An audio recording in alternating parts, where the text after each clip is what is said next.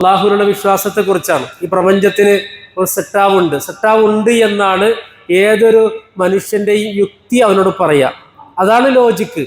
അതിനെതിരുള്ള വലിയ മണ്ടത്തരമാണ്. ഒരു സെട്ടാവുണ്ട് അത് ഈ ഏത് സെട്ടാവ് എന്തെന്നുള്ളതല്ല. ഒരു ദൈവം ഉണ്ടാകണം, ഒരു പടച്ചോൻ ഉണ്ടാകണം, ഇതിൻ്റെയൊക്കെ പിന്നിൽ ഒരാളുണ്ടാകണം.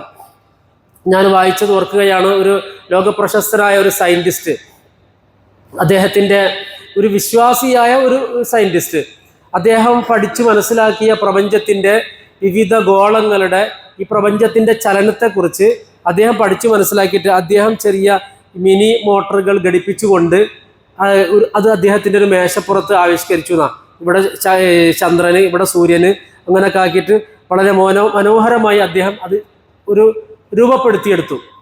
ചെറിയ രൂപത്തിൽ അദ്ദേഹത്തിൻ്റെ ഭാവനയിലുള്ള ഒരു പ്രപഞ്ചം. അങ്ങനെ ഒരു ദിവസം അദ്ദേഹത്തിൻ്റെ നിരീശ്വരവാദിയായ ഒരു കൂട്ടുകാരൻ അദ്ദേഹത്തിൻ്റെ റൂമിലേക്ക് വന്നു. ഈ കാഴ്ച കണ്ടപ്പോൾ കുറച്ചു നേരം നോക്കി നിന്നിട്ട് അത്ഭുതത്തോടു കൂടി അദ്ദേഹം ചോദിച്ചു, ഇത് കൊള്ളാമല്ലോ, ഇതാരുണ്ടാക്കിയെന്ന് ചോദിച്ചു. അപ്പോൾ ഈ സയൻറ്റിസ്റ്റ് പറഞ്ഞു, ഇതിങ്ങനെ ഞാനും ഇവിടെ ഇങ്ങനെ ഇരിക്കുന്ന സമയത്ത് പെട്ടെന്ന് അങ്ങോട്ട് ഉണ്ടായതാന്ന് പറഞ്ഞു. അപ്പോൾ ഇയാൾ പറഞ്ഞേ, കളിയാക്കല്ലേ, മനുഷ്യനെ പൊട്ടനാക്കല്ലേ എന്ന് പറഞ്ഞു. അപ്പോൾ ഇയാൾ തിരിച്ച് ചോദിച്ച ചോദ്യമാണ്, ഈ ഒരു സാധനം, ഈ ഒരു ചെറിയ സാധനം ഇവിടെ വെറുതെ ഉണ്ടായി എന്ന് ഞാൻ പറഞ്ഞപ്പോൾ നീ പറയാ അത് ആളെ പൊട്ടനാക്കലാണെന്ന്. എന്നാൽ ഈ മഹാപ്രപഞ്ചം, അത്യത്ഭുതകരമായി നിലകൊള്ളുന്ന ഈ പ്രപഞ്ചത്തിലെ ഈ നക്ഷത്രങ്ങളെ മാത്രം നമ്മളൊന്ന് പരിശോധിക്കാം. നക്ഷത്രങ്ങൾ പരിശോധിച്ചാൽ കോടിക്കണക്കിന് ഗാലക്സികൾ ഉണ്ടെന്ന് പറയുന്നത്. കോടിക്കണക്കിന് ഗാലക്സികൾ. ഗാലക്സി എന്ന് പറഞ്ഞാൽ ഒരു നക്ഷത്ര വ്യൂഹം, ഒരു ഗാലക്സിയിൽ 10,000 കോടി നക്ഷത്രം ഉണ്ടാകുമെന്നാണ് സയൻസ് പറയുന്നത്. ഒരു ഗാലക്സിയിൽ 10,000 കോടി നക്ഷത്രം. അങ്ങനത്തെ കോടിക്കണക്കിന് ഗാലക്സികൾ ഉണ്ട് ഈ പ്രപഞ്ചത്തിലെന്ന്. ഒരു നക്ഷത്രത്തിന്റെ വലിപ്പം എത്രയാണ്? സൂര്യന്റെ 10 മടങ്ങാണ്. സൂര്യന്റെ എത്രയോ ഇരട്ടി വലിപ്പമാണ് ഒരു നക്ഷത്രത്തിന്. സൂര്യന്റെ വലിപ്പം എത്രയാണ്? ഭൂമിയുടെ ലക്ഷക്കണക്കിന് ഇരട്ടി വലിപ്പമാണ്. ഭൂമിയുടെ വലിപ്പം ഒന്ന് സങ്കല്പിക്കുക. അതിൻ്റെ ലക്ഷക്കണക്കിന് ഇരട്ടി വലിപ്പമുള്ള സൂര്യൻ, ആ സൂര്യന്റെ എത്രയോ ഇരട്ടി വലിപ്പമുള്ള നക്ഷത്രം, അങ്ങനത്തെ 10,000 കോടി നക്ഷത്രം കൂടിച്ചേർന്ന ഒരു ഗാലക്സി, ഒരു നക്ഷത്ര വ്യൂഹം. അങ്ങനെയുള്ള കോടാനുകോടി നക്ഷത്ര വ്യൂഹങ്ങൾ, ഗാലക്സികൾ ഈ പ്രപഞ്ചത്തിലുണ്ട്. തീർന്നോ? ഇതൊക്കെ ഒന്നാം ആകാശത്തെ കാര്യം പറഞ്ഞത്. പിന്നെ 2ാം ആകാശം, 3ാം ആകാശം, 4ാം ആകാശം എന്ന് തുടങ്ങി എത്ര വലിയ പ്രപഞ്ചമാണിത്. ഈ പ്രപഞ്ചം വെറുതെ ഉണ്ടായി എന്ന് വിശ്വസിക്കുന്നവൻ യുക്തിവാദിയാണ് അത്രേ. അവനെ വിളിക്കാവുന്ന, മലയാളത്തിൽ കിട്ടാവുന്ന നല്ല മനോഹരമായ പേരാണ് മണ്ടൻ എന്നല്ലാതെ എന്താ പറയുക അവനൊക്കെ. അതുകൊണ്ട് ഇനി അതിലേക്ക് ഞാൻ കൂടുതൽ കടന്നു പോകുന്നില്ല. ഒരു പടച്ചോനുണ്ട് എന്നുള്ളത് ഒരു സാധാരണ നോർമൽ ബുദ്ധിയിൽ തോന്നുന്ന സംഗതി. ഒരു പടച്ചോനുണ്ട്. ഇനി ആ പടച്ചോന് ലോകത്ത് 99.99% ആളുകളും ഈശ്വര വിശ്വാസികളാണ്. ഈശ്വരൻ ഒരുപാടുണ്ടോ, ഒന്നാണെന്നുള്ളതൊക്കെ വേറെ വിഷയം. ഈശ്വരനിൽ വിശ്വസിക്കുന്നവരാണ് മഹാഭൂരിപക്ഷം ആളുകൾ. അവരിൽ കുറേ ആളുകൾ വിശ്വസിക്കുന്നത് പിന്നെ ശിർക്ക് കലർന്ന വിശ്വാസമാണ്. നമ്മൾ വിശ്വസിക്കുന്നതോ ഖുൽ ഹുവല്ലാഹു അഹദ് അല്ലാഹുസ് സമദ് ലം യലിദ് വലം യൂലദ് വലം യകുൽ ലഹു കുഫുവൻ അഹദ്. റബ്ബ് സുബ്ഹാനഹു വ തആലയെ വളരെ ചുരുങ്ങിയ വാക്കുകളിൽ അല്ലാഹു സുബ്ഹാനഹു വ തആല തന്നെ പരിചയപ്പെടുത്തി. ആ സൂറത്തിന്റെ പേരെന്താ അറിയോ? എന്താ ഈ സൂറത്തിന്റെ പേര്? ഇഖ്ലാസ്. ഇഖ്ലാസ് എന്ന വാക്കിന്റെ അർത്ഥം എന്താ? കലർപ്പില്ലാത്തത്. നമ്മൾ ഇഖ്ലാസോട് കൂടി അമൽ ചെയ്യാന്ന് പറയില്ലേ? നമ്മൾ ചെയ്യുന്ന അമലിൽ മറ്റൊരു താല്പര്യം കലരാൻ പാടില്ല. അങ്ങനെ കലരാതിരിക്കുമ്പോഴാണ് ഇത് ഇഖ്ലാസ് ഉള്ളതാകുക. അയാളെ തൃപ്തിപ്പെടുത്താൻ, ഇയാളെ പൊരുത്തപ്പെടുത്താൻ ഒന്നുമില്ല. പടച്ചവന്റെ പ്രീതി മാത്രം ആഗ്രഹിച്ചുകൊണ്ട് ചെയ്യുമ്പോഴാണ് അത് ഇഖ്ലാസ് ഉള്ള അമലാവുക. ഇഖ്ലാസ് എന്ന് പറഞ്ഞാൽ ഈ തൗഹീദിൽ ഒരു നിലക്കുമുള്ള കലർപ്പുമില്ല. അതാണ് അവിടെ ഉദ്ദേശിച്ച ഇഖ്ലാസ്. അതാണ് സൂറത്തുൽ ഇഖ്ലാസ് എന്ന് പറയുന്നത്. തൗഹീദിനെ കലർപ്പില്ലാതെ സംക്ഷിപ്തമായി പറഞ്ഞിട്ടുള്ള ചെറിയൊരു സൂറത്താണ്. മക്കയിലെ മുശ്രിക്കുകൾ വന്ന് റസൂലുള്ളാഹി സ്വല്ലല്ലാഹു അലൈഹി വസല്ലമയോട് ചോദിച്ചു, മുഹമ്മദ്, ഏതാണ് നീ പറയുന്ന ദൈവം? ഞങ്ങൾക്കറിയാം ലാത്ത, ഉസ്സ, മനാത്ത തുടങ്ങിയ 33 കോടി ദൈവങ്ങൾ അവർക്കുണ്ട്. നീ പറയുന്ന ദൈവം ഏതാണ്? അപ്പോഴാണ് ആയത്തിറങ്ങിയത്, കുൽ, പറയുക നബിയെ, ഹുവ, അവൻ, അല്ലാഹു ആണ്. കുൽ ഹുവല്ലാഹ്, പറയുക അവൻ അല്ലാഹു ആണ്. അഹദുൻ അവൻ ഏകനാണ്. അല്ലാഹു സ്വമദ് അല്ലാഹു സ്വമദാണ്. സ്വമദ് എന്നതിനൊന്നും മലയാളത്തിൽ വാക്കില്ല, ഒറ്റ വാക്കില്ല സമദ്. നമ്മ എന്താ സമദിന് പറയാ? നിരാശ്രയൻ. അത് പകുതി മീനിങ്ങേ ആകുള്ളൂ. എല്ലാവരും അവനെ ആശ്രയിക്കണം, എന്നാൽ അവൻക്ക് ആരുടെയും ആശ്രയം വേണ്ട. അങ്ങനെയുള്ള ആൾക്കാണെന്ന് പറയാ സ്വമദ് എന്ന് പറയാ. അതുകൊണ്ടാണ് ഒരാളെ സ്വമദ് എന്ന് വിളിക്കുമ്പോൾ സൂക്ഷിക്കണം. പടച്ചോ മാത്രമേ സ്വമദ് ഉള്ളൂ. സ്വമദ് എന്ന് പേരുള്ളവരെ അബ്ദു കൂട്ടി വിളിക്കണം. അബ്ദുസ്സമദ് തന്നെ വിളിക്കണം. കാരണം സ്വമദായിട്ട് പടച്ചോ മാത്രമേ ഉണ്ടാകാൻ പാടുള്ളൂ. അപ്പൊ അല്ലാഹു സ്വമദ്, അല്ലാഹു സ്വമദാണ്. ലം യലിദ് വലം യൂലദ്, അവന് സന്താനമില്ല, അവൻ ആരുടെയും സന്താനമല്ല. കാരണം എന്താ അറിയോ? ലോകത്തുള്ള മതങ്ങൾ, പിന്നെ ക്രിസ്ത്യാനികൾ പറയുന്നു ഈസാ നബി അള്ളാഹുടെ മോനാണ് എന്നാണ് ക്രിസ്ത്യാനികൾ പറയുന്നത്. വഖാലത്തിൻ നസാറ ഈസാ ഇബ്നുല്ലാഹ്, ഖുർആൻ പറഞ്ഞു. നസ്രാണികൾ പറയുന്നു ഈസാ നബി അള്ളാഹുടെ പുത്രനാണ്. വഖാലത്തിൽ യഹൂദു ഉസൈർ ഇബ്നുല്ലാഹ്, യഹൂദികൾ പറയുന്നു ഉസൈർ നബി അള്ളാഹുവിന്റെ മോനാണ്. മുശ്രിക്കുകൾ പറയുന്നത് അൽ മലായികത്തു ബനാത്തുല്ലാഹ്, മലക്കുകൾ അള്ളാഹുവിന്റെ പെൺകുട്ടികളാണ്, മലക്കുകൾ അള്ളാഹുവിന്റെ പെൺമക്കളാണ്. ഇങ്ങനെ പടച്ചോനെ കുറിച്ച് വികലമായ ചിന്തകൾ. ഖുർആൻ പറഞ്ഞു ലം യലിദ് വലം യൂലദ്, അവന് സന്താനമില്ല, അങ്ങനെ പറയാനേ പാടില്ല. അവൻ ആരുടെയും സന്താനവുമല്ല. വലം യകുൽ ലഹു കുഫുവൻ അഹദ്, അവന് തുല്യമായിട്ടൊന്നുമില്ല. ആ റബ്ബിനെ നമുക്ക് കാണണ്ടേ? കാണാൻ പറ്റും. ഇന്നലെ ഞാൻ പറഞ്ഞല്ലോ, ആ റബ്ബിനെ നമുക്ക് കാണാം. ഈ കണ്ണൊന്നുമല്ല പരലോകത്ത് അല്ലാഹ് തരിക. ഈ പരിശുദ്ധ ഖുർആനിലെ 18-ാം അധ്യായം സൂറത്തുൽ കഹ്ഫ് എല്ലാ ആഴ്ചകളിലും പാരായണം ചെയ്യുന്നവരാണല്ലോ നമ്മളൊക്കെ. ആ സൂറത്തുൽ കഹ്ഫിന്റെ അവസാനം അല്ലാഹു സുബ്ഹാനഹു വ തആല പറയുന്നു, ഫമൻ കാന യർജു ലിഖാഅ റബ്ബിഹി ഫൽയഅമൽ അമലൻ സാലിഹാ വലാ യുശ്രിക് ബിഇബാദത്തി റബ്ബിഹി അഹദാ.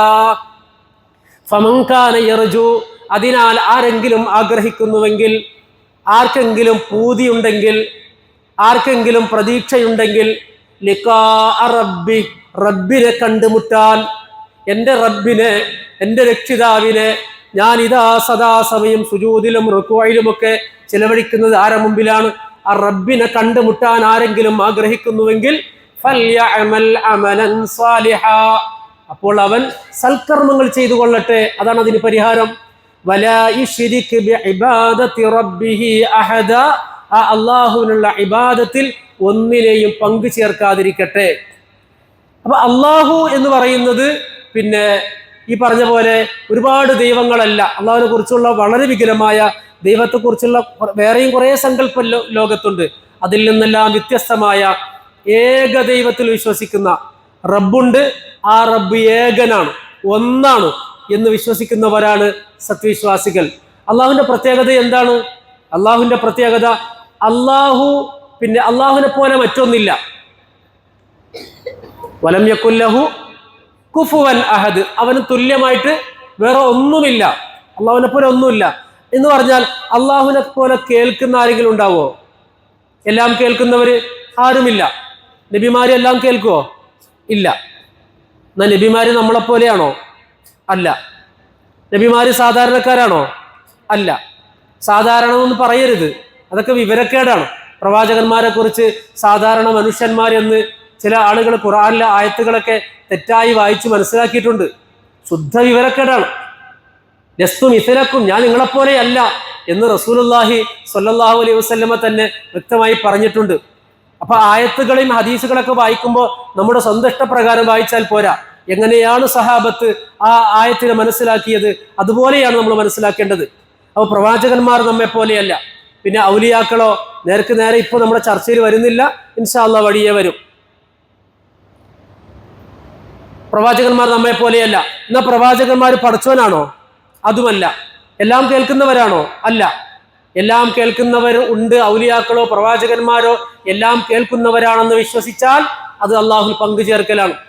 വലാ യുശ്രിക് ബിഇബാദത്തി റബ്ബിഹി അഹദ, നമ്മൾ പോതിയില്ലേ, അള്ളാഹുവിനുള്ള ഇബാദത്തിൽ ഒന്നിനെയും പങ്കു ചേർക്കാതിരിക്കട്ടെ. മുഹിദ്ദീൻ ഷേഖിനെ കുറിച്ച്, മുഹിദ്ദീൻ ഷേഖ് എന്ന് പറയുന്നത് 5-ാം നൂറ്റാണ്ടിൽ ജീവിച്ച വലിയ ഒരു മുജദ്ദിദാണ്, ഒരു പരിഷ്കർത്താവാണ്, ഒരു നവോത്ഥാന നായകനാണ്. ഇസ്ലാമിക ചരിത്രത്തിൽ അദ്ദേഹത്തിന്റെ കാലത്ത് അന്ധവിശ്വാസങ്ങളും ബിദ്അത്തുകളും ഉടലെടുത്തപ്പോൾ അതിനെതിരെ ശക്തമായി പോരാടിയ മഹാനാണ് ഷെയ്ഖ് മുഹിയുദ്ദീൻ. അവരുടെ പേര് അബ്ദുൽ ഖാദിർ എന്നാണ്, ശരിയായ പേര് അബ്ദുൽ ഖാദിർ എന്നാണ്. മുഹിയുദ്ദീൻ എന്നത് അദ്ദേഹത്തിന് അക്കാലഘട്ടക്കാർ നൽകിയ സ്ഥാനപ്പേരാണ്. മുഹിയുദ്ദീൻ എന്ന് പറഞ്ഞാൽ ദീനിനെ ജീവിപ്പിച്ചവനെന്നാണ്. ഒരുപാട് പ്രതിസന്ധികളെ തരണം ചെയ്ത് ബിദ്അത്തുകൾക്കും അന്ധവിശ്വാസങ്ങൾക്കും എതിരെ പടപൊരുതിയ മുഹിദ്ദീൻ ഷെയ്ഖിന്റെ പേരിലാണ് പിന്നീട് വന്ന ആളുകൾ, കാലങ്ങൾക്ക് ശേഷം, നൂറ്റാണ്ടുകൾക്ക് ശേഷം ഉണ്ടായ അദ്ദേഹത്തിന്റെ ശിഷ്യഗണം എന്നൊക്കെ അവകാശപ്പെട്ട ആളുകൾ പാടിയത് വല്ലാതീശീന്നും എന്നെ വീളിപ്പോർക്ക് വായ്പൂടാതുത്തീരം നൽകും ഞാനെന്നോവർ. വല്ലാതീശീന്നും എന്നെ വീളിപ്പോർക്ക് വായ്പൂടാതുത്തീരം നൽകും ഞാനെന്നോവർ. മുഹിദ്ദീൻ ഷെയ്ഖ് അങ്ങനെ പറഞ്ഞിട്ടില്ല. അദ്ദേഹത്തിന്റെ ഖുത്ബകളിലില്ല, അദ്ദേഹത്തിന്റെ കിതാബുകളിലില്ല, അദ്ദേഹത്തിന്റെ ചരിത്രത്തിലില്ല, എവിടെയുമില്ല. പിൽക്കാലക്കാര് കെട്ടിയുണ്ടാക്കിയതാണ്. ഏതുപോലെ ഇബ്രാഹിം നബി അലൈഹിസ്സലാം ആരാണ്? ഇബ്രാഹിം അലൈഹിസ്സലാം വിഗ്രഹങ്ങൾക്കെതിരെ, വിഗ്രഹാരാധനക്കെതിരെ ശക്തമായി പ്രബോധനം നടത്തിയ നബിയാണല്ലോ. നമ്മൾ ഒരുപാട് കേട്ടതല്ലേ. അതേ ഇബ്രാഹിം നബിയുടെയും ഇസ്മായിൽ നബിയുടെയും വിഗ്രഹങ്ങൾ മക്കയിലെ മുശ്രിക്കുകൾ കഅബക്കകത്ത് ഉണ്ടാക്കി വെച്ചിട്ടുണ്ടായിരുന്നു. ഇത് ഇബ്രാഹിം നബിയുടെ തെറ്റാണോ? അപ്പൊ അള്ളാഹുവിനെ പോലെ കേൾക്കുന്നവർ ഉണ്ടെന്ന് വിശ്വസിച്ചാൽ, അള്ളാഹുവിനെ പോലെ കാണുന്നവർ ഉണ്ടെന്ന് വിശ്വസിച്ചാൽ, അള്ളാഹുവിനെ പോലെ കഴിവുള്ളവരുണ്ടെന്ന് വിശ്വസിച്ചാൽ അത് ശിർക്കാണ്. നോക്ക്, കോഴിക്കോടുള്ള ഒരു ഷെയ്ഖാണോ അല്ലേ ഒന്നും നമുക്കറിയില്ല, എനിക്കറിയില്ല. പക്ഷെ പറയപ്പെടുന്നു അദ്ദേഹം ഷെയ്ഖാണെന്നും. ഷെയ്ഖാണെങ്കിൽ ആയിക്കോട്ടെ, നമ്മൾ അതിന് എതിരല്ല. പക്ഷേ ഇപ്പോൾ അദ്ദേഹം മരിച്ച് 10-40 വർഷമാകുമ്പോൾ ഇപ്പോൾ പൊന്തി വന്നത് എന്താ? അദ്ദേഹമാണത്ര ഈ ലോകത്തെ നിയന്ത്രിച്ചു കൊണ്ടിരിക്കുന്നത്. നിങ്ങളൊക്കെ കേട്ടിട്ടുള്ളതല്ലേ, അദ്ദേഹമാണ് മുദബ്ബിറുൽ ആലം. ഉസ്താദുമാർ വലിയ തലപ്പാവ് കെട്ടിയ പണ്ഡിതന്മാരായ ആളുകൾ പ്രസംഗിക്കുക, മഹാനവർകൾ ഒന്ന് കണ്ണടച്ചാൽ വിമാനങ്ങൾ വരെ കൂട്ടിമുട്ടിപ്പോകുമ്പോൾ, വിമാനങ്ങൾ കൂട്ടിമുട്ടിപ്പോകും മഹാനവറുകൾ ഒന്ന് കണ്ണടച്ചാൽ. അത്രയും മൂപ്പര് മരിച്ചു പോയിട്ട് 10-40 വർഷം എന്തോ ആവുന്നു.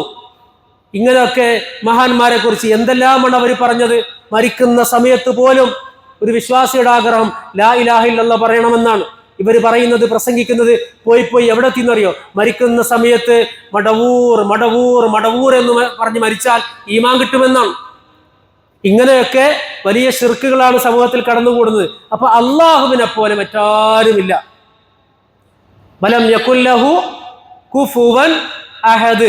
എല്ലാം കേൾക്കുന്നവനല്ല, എല്ലാം കാണുന്നവനല്ല, എല്ലാറ്റിനും കഴിവുള്ളവനല്ല, ഈ പ്രപഞ്ചത്തെ സൃഷ്ടിച്ചവനല്ല, പരിപാലിക്കുന്നവനല്ല, റബ്ബ് അല്ല, ഖാലിഖ് അല്ല, റാസിഖ് അല്ല. അള്ളാഹുവിന്റെ 199 സിഫത്തുകൾ നമ്മൾ പറയുന്നതല്ലേ.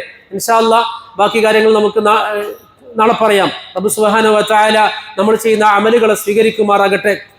അള്ളാഹുവിന്റെ ദീന് ഹക്കായി മനസ്സിലാക്കാൻ അള്ളാഹു നമുക്ക് തൗഫീക്ക് നൽകുമാറാകട്ടെ. വീഴ്ചകൾ റബ്ബ് സുബ്ഹാനഹു വ തആല നമുക്ക് പുറത്തു തരുമാറാകട്ടെ. നാം ചെയ്യുന്ന നോമ്പുകൾ, നിസ്കാരങ്ങൾ റബ്ബേ ഞങ്ങളിൽ നിന്ന് നീ സ്വീകരിക്കണേ. അള്ളാഹ് കുറവുകൾ നീ പൊറുക്കണേ തമ്പുരാന്. ഒരുപാട് വീഴ്ചകൾ പ്രതീക്ഷിക്കുന്ന പോലെ, ആഗ്രഹിക്കുന്ന പോലെ എത്തുന്നില്ല റബ്ബേ.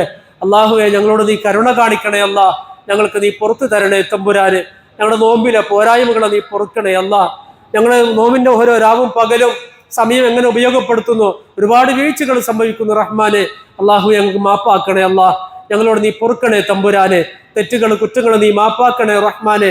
അള്ളാഹുവെ ഇനിയുള്ള നാളുകൾ കൂടുതൽ പള്ളികളിൽ സജീവമാകാൻ, ദീനീ പ്രവർത്തനങ്ങളിൽ സജീവമാകാൻ, അമലുകളുമായി മുന്നേറാനുള്ള തൗഫീഖ് ഞങ്ങൾക്ക് നൽകണേ. അല്ലാഹ് റബ്ബനാ തഖബ്ബൽ മിന്നാ ഇന്നക അന്തസ് സമീഉൽ അലീം വതുബ് അലൈനാ ഇന്നക അന്തത് തവ്വാബുർ റഹീം. വൽഹംദു